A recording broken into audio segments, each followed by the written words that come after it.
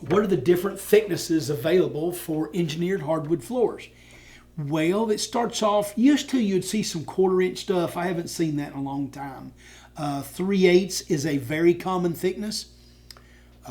Then 7/16, 1/2 inch, 9/16.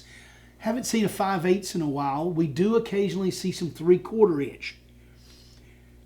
Honestly, I personally don't think that thickness means a lot. My last house I did, I put a 3/8 floor in it. Floor before that, I used one of Somerset's 1/2 inch. If I'm doing a nice house, my last one was kind of a scrubby house, but if I'm doing a nice house, I would use Somerset's 1/2 inch. More important than the thickness of a floor is how many plies are in the core and what are those plies made of. When we look at a solid floor, one of the attributes that matter to us is its Janka result, which is a measurement of how dense a floor is.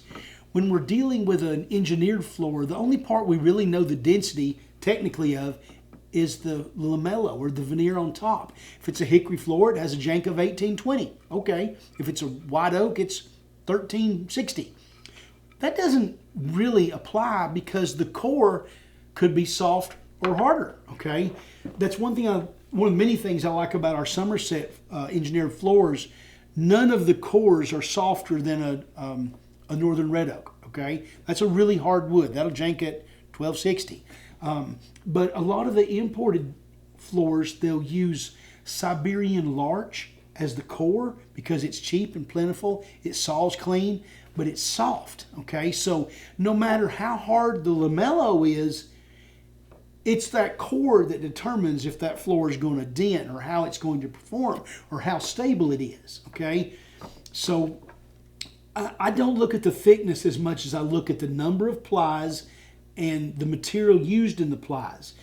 It's sort of the same way with the thickness of the veneer. You know, a big thick finish or big thick veneer means you can sand it more times, right? That doesn't matter. You're never going to sand a floor. You might refinish it in 50 years, but with that aluminum oxide, it's probably not going to need that. So when we refinish it, all we're doing is scuffing the top and applying more finish on top of it, okay? Well, you can refinish a 3/8 floor 1,000,000 times if you want to because you're not cutting any of the wood off. You're stacking more layers of finish on it. So I think the thickness of a veneer is overrated. The 3 millimeter is more than enough. I like those 8-ply floors though.